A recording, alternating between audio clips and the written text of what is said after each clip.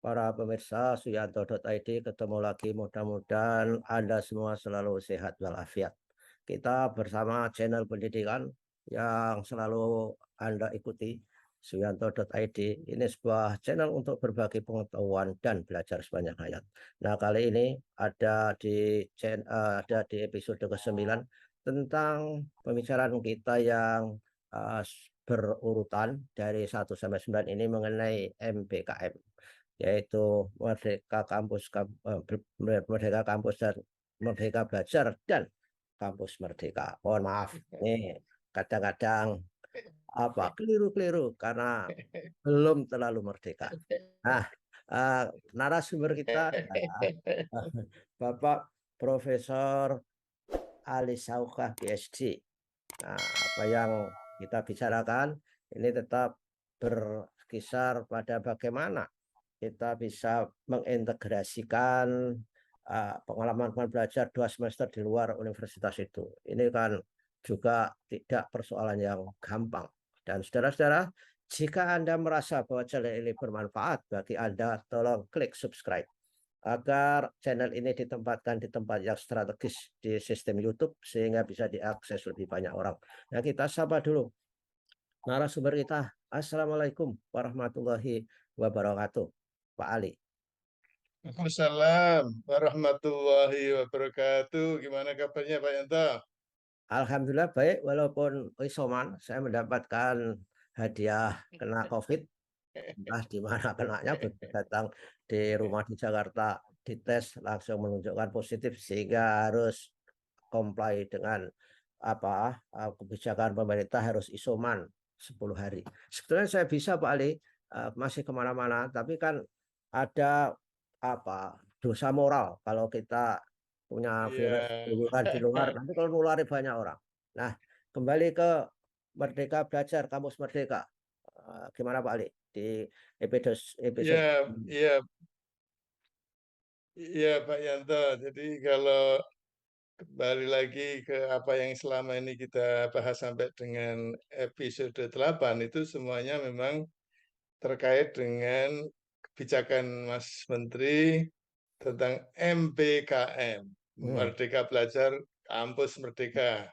Hmm. Episode ke-8 yang lalu, judul yang kita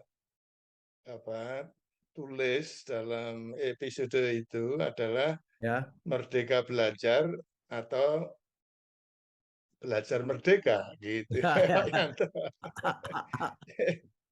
Jadi ya memang kehidupan kita ini masih banyak yang apa eh, merasa belum merdeka gitu, Ya, atau memang belum mampu merdeka sehingga memang perlu belajar merdeka itu. Jadi ya, ini guyonan tapi guyonan guyonan parikeno gitu ya. ya, ya, ya, ya, betul. Itu terkait juga dengan kampus ya. Jadi tadi Pak Yanto menyebut pada awalnya itu mengenai bagaimana mengkonversi kegiatan mahasiswa di luar kampus, di luar program studi yang bisa 20 SKS dan kemudian itu harus di apa dinamai satu Ya. mata kuliah yang tersedia dalam kurikulum. Hmm. Nah, ini memang eh, belajar merdeka ini ya, Ya, belajar betul, betul. merdeka. Jadi artinya bagaimana para dosen di program studi itu memahami bahwa sebenarnya ada kemerdekaan, tapi karena mungkin tidak merasa merdeka, maka ya perlu belajar merdeka gitu. Ya, Tapi ya, selain itu Pak Yanto, saya mau mengingatkan bahwa pada dasarnya yang mungkin masih perlu dibahas adalah mengenai bagaimana MBKM ini yang kemudian bisa mempengaruhi kurikulum dan pelaksanaannya di program studi, aha, ya, khususnya karena ada arahan, ya, arahan untuk bisa mewujudkan IKU, ya, khususnya IKU 7, Pak Yanto. ya, ada semacam template Pak Ali ya, template-nya. Ya, IKU. Tapi IKU itu perlu perlu disebut juga loh. Siapa tahu ada yang tidak paham loh ini Ya, ya, masyarakat ya. umum. Indikator kerja utama, Indi- kinerja utama. Jadi artinya Indikator kinerja eh, utama. kinerja utama. Ya, Artinya perguruan tinggi itu dianggap punya kerja gitu, punya kinerja yang bagus kalau kemudian indikatornya itu sesuai dengan yang dikehendaki oleh kementerian. Nah, salah satunya adalah IKU 7 tentang pembelajaran, tentang kurikulum, yang pada dasarnya sebetulnya di dalam rumusan yang sifatnya prinsip itu diharapkan pembelajaran itu kolaboratif dan partisipatif. ya, Tetapi oke. Pak Yanto, Hmm, itu kemudian dikerucutkan hanya dianggap terjadi apabila pembelajaran dalam melaksanakan kurikulum prodi itu menggunakan metode betul ya. ya project based learning dan studi kasus. Studi Itu kasus. yang mungkin perlu disikapi apa ya secara lebih arif oleh siapapun termasuk para asesor ya, reviewer di pihak kementerian, jangan sampai kemudian itu dianggap apa sebagai alternatif yang tidak bisa lain kecuali dua itu. Ya, oke. Karena memang yang tertulis secara filosofis itu pembelajaran yang diharapkan itu tidak lagi teacher centered gitu kan, Ya, ya student centered learning yang kemudian diwujudkan dalam dalam istilah pembelajaran yang kolaboratif dan partisipatif. Jadi yang saya ingin menggunakan istilah apa ya, menggemaskan gitu ya. Menggemaskan itu adalah seolah-olah, ini bisa saya salah paham ya, seolah-olah ada keharusan setiap kegiatan pembelajaran dalam setiap mata kuliah Pak Yanto ya, ya. harus diberi label project based learning Betul. dan atau studi kasus agar kemudian dari segi kurikulum dan pembelajarannya itu bisa dianggap mewujudkan IKU 7. Hmm, Ya, ya. itulah yang bermasalah. Itulah Ikut. yang kemudian berpotensi untuk menghasilkan komplikasi. Hmm, Ibarat ibarat apa minum pil gitu ya, itu semua dokternya banyak, semuanya memberi resep pil yang beda-beda ya. dalam kegiatan apa PBL ya, project based learning dengan studi kasus. Nah, yang lebih menggemaskan lagi, akhirnya bisa aja ada kecenderungan akal-akalan. Oh ya, ya, ya, Jadi ya. akal-akalan tuh gini Pak Yanto, Hmm. ini jangan sampai seperti kalau terjadi di Dikdasmen yang ditulis di RPS, rencana pembelajaran, itu untuk kepentingan nanti kalau dicek gitu ya Pak Yanto oleh pengawas, Hmm. tapi di dalam kelas itu beda lagi ya. Ya. Jangan sampai ya kalau di prodi apa perguruan tinggi yang ditulis di RPS itu di situ tertulis ada project based learning dan studi kasus, tapi nyatanya di kelas kalau ditanya mahasiswa tidak ada Ya. kegiatan-kegiatan yang seperti tertulis di RPS. Ini Ya, saya. yang saya anggap sebagai akal-akalan Pak Yanto. Ya, Ya, Pak ya, Yanto. saya menyebut itu Pak Ali, dokumen hipokrit alias munafik lah. Ya, jadi dibuat skenario-nya itu hanya demi untuk menyenangkan diri bahwa oh saya sudah mengikuti project based learning atau studi kasus dalam proses pembelajaran. Tapi nyatanya memang tidak selalu dilaksanakan atau jarang dilaksanakan atau tidak sama sekali dilaksanakan. Ini yang menjadi persoalan tentunya untuk menjadi orang merdeka itu memang harus memiliki komitmen. Jadi moral komitmennya itu harus luar biasa. Iya nggak Pak Ali itu?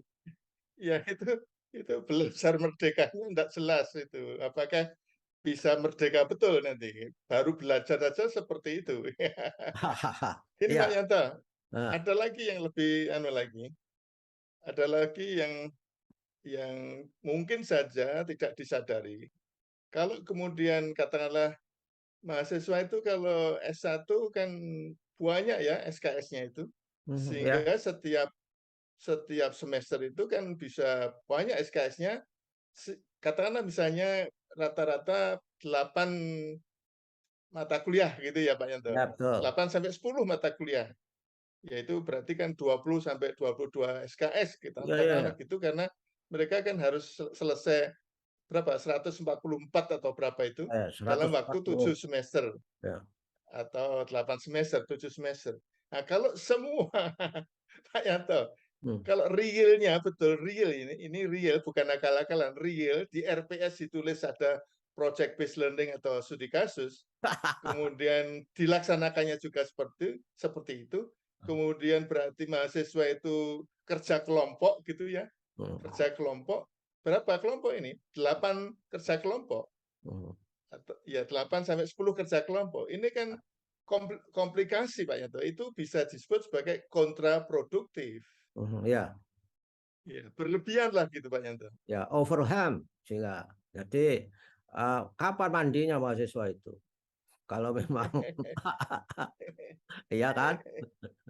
Ya, ya, ya ini dengan doanya begini, mudah-mudahan reviewer yang terkait dengan misalnya menghitung IQ yang tercapai untuk kemudian meranking perguruan tinggi karena keterlaksanaan IQ seperti yang dikehendaki oleh kementerian khususnya untuk pembelajaran IQ 7 itu betul-betul bijak ya. Bijak artinya melihat bagaimana filosofinya, bukan bagaimana metodenya dilakukan, tapi Ya, bagaimana filosofinya itu bisa diterapkan dengan berbagai metode yang pada dasarnya semuanya itu mengarahkan pada pembelajaran yang kolaboratif, pembelajaran yang partisipatif. Ini Pak Yanto. Jadi ya, saya kira ya, akan diselamatkan oleh para reviewer, para asesor dalam menghitung pencapaian IQ khususnya IQ 7. Begitu Pak Yanto?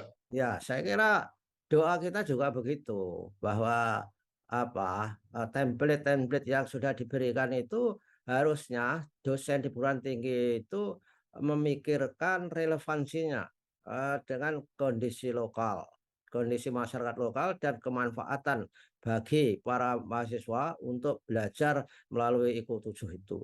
Ya bolehlah, begitulah para pemirsa bincang-bincang kita dengan Profesor Ali Saukah PhD mengenai Merdeka Belajar Kampus Merdeka dan tentu Boleh saja jelas sebentar Pak Yanto, dan boleh jelas sebentar. ini menjadi inspirasi bagi semua orang untuk segera menyempurnakan konsep hebat itu. Terima kasih Pak Ali atas kehadirannya. Boleh boleh jelas sebentar Pak Yanto, Ya, jelas sebentar. silakan Pak Ali. Ya, untuk yang berikutnya mungkin saja itu terakhir, Hmm, kita perlu merangkum Pak Yanto. Ini ya. sekarang ini sudah episode 9, kita Hmm, perlu merangkum seperti apa kurikulum yang diwarnai oleh kebijakan MBKM yang diterapkan di program studi di ya. setiap perguruan Oke. tinggi. Begitu Pak Yanto. Oke, siap. Dan terima kasih. Itulah pokok bahasan kita di minggu yang akan datang, rangkuman dari MBKM, Merdeka Belajar dan Kampus Merdeka. Terima kasih. Assalamualaikum warahmatullahi wabarakatuh. Waalaikumsalam warahmatullahi wabarakatuh. Terima kasih Pak Yanto. Terima kasih kembali Pak Ali.